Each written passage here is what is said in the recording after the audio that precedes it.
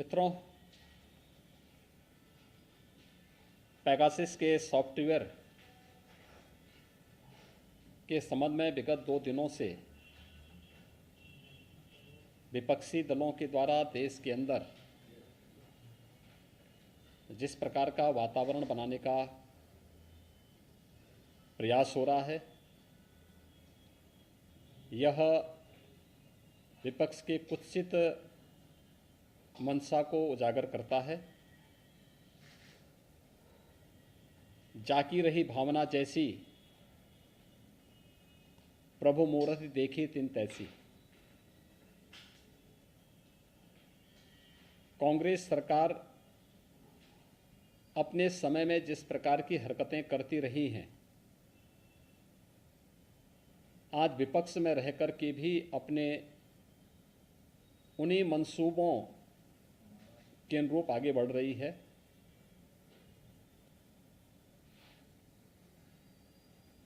Corona कालखंड के दौरान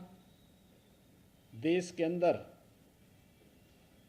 जिस प्रकार का दूषित वातावरण पैदा करने का प्रयास विपक्ष ने किया और एक नकारात्मक राजनीति की,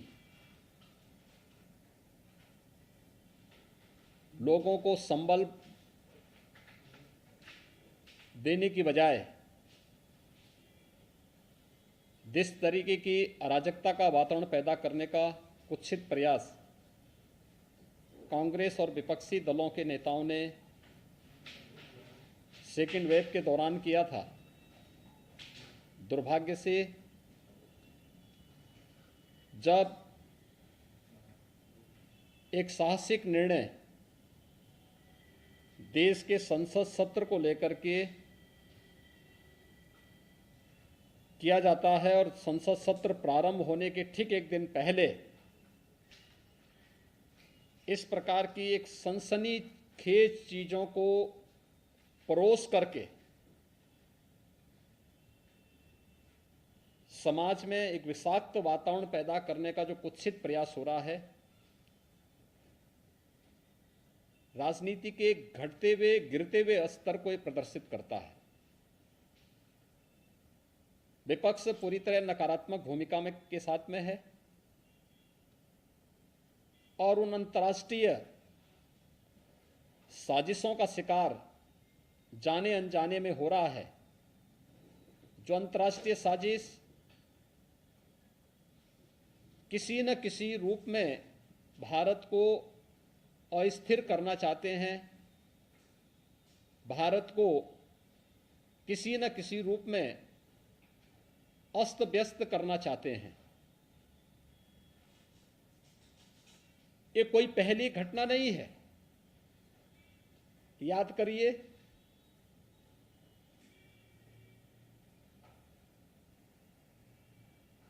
जो अभी कुछ वर्ष पहले 2020 में प्रारंभ में अमेरिका के राष्ट्रपति की भारत विजिट के दौरान उनके दिल्ली पहुंचने के साथ ही दिल्ली के अंदर हुआ भीषण दंगा क्या एक साजिश का हिस्सा नहीं था? तमाम विपक्षी दलों के लोगों की संलिप्तता उस दंगे के साथ जोड़ करके नहीं देखी गई थी।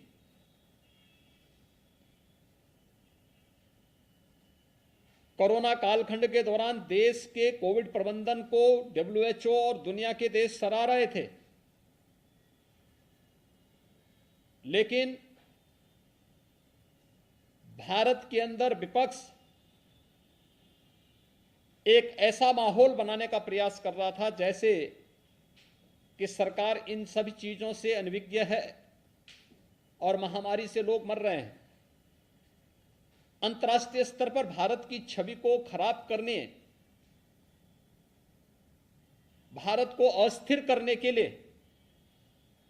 जिन मंसूबों के साथ विपक्ष कार्य कर रहा है, यह अत्यंत दुर्भाग्यपूर्ण है। अनेक ऐसे अवसर आए हैं जब भी देश के अंदर कोई महत्वपूर्ण कार्यक्रम होता है, उससे पहले विपक्ष किसी न किसी साजिश का शिकार होकर के देश के खिलाफ या दुनिया के अंदर भारत के खिलाफ माहौल बनाने के लिए किसी न किसी षड्यंत्र का पार्ट बन जाता है। संसद का यह सत्र अत्यंत महत्वपूर्ण सत्र था और मुझे तो आश्चर्य होता है, यह परिपाटी रही है संसद सत्र में, क्योंकि लगभग 19-20 वर्षों तक संसद के अंदर कार्य करने के लिए का मुझे अवसर प्राप्त हुआ था। भारत के लोकतंत्र की सबसे महत्वपूर्ण प्रहरी और सबसे महत्वपूर्ण स्तंभ देश का संसद है। एक आम नागरिक की आवाज को उस मंच के माध्यम से हम देश के सामने रखते हैं और संसद की परिपाटी रही है कि मंत्रिमंडल के गठन पुनर्गठन के साथ माननीय प्रधानमंत्री के द्वारा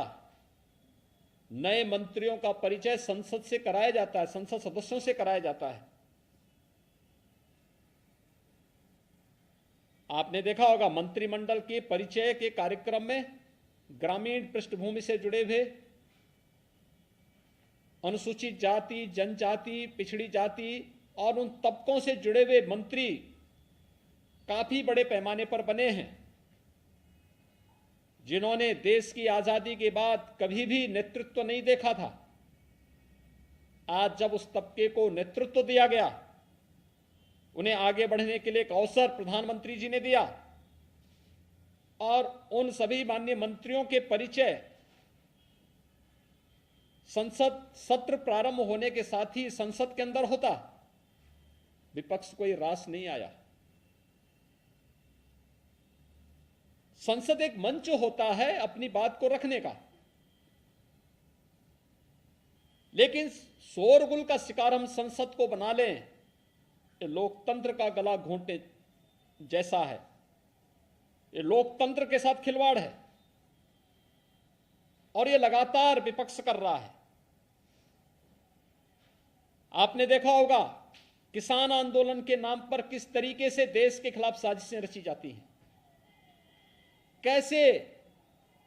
किसान को समुदाय में मत और मजहब के साथ जोड़ करके देख करके उनके माध्यम से भड़काऊ और देश विरोधी कृत्यों को आगे बढ़ाने की छूट दी जाती है। विपक्ष उनके साथ खड़ा होता हुआ दिखाई देता है। ये नकारात्मक राजनीति से न देश का कल्याण होने वाला है और न विपक्ष का ही और न जनता जनार्दन का ही। इस प्रकार की नकारात्मक राजनीति देश के अंदर वातावरण को विषाक्त जरूर करेगी, भारत की छवि को अंतर्राष्ट्रीय स्तर पर खराब भी जरूर करेगी। कोरोना कालखंड के अंदर विपक्ष के इस नकारात्मक रवैये के कारण भारत की छवि पहले काफी आहत हुई,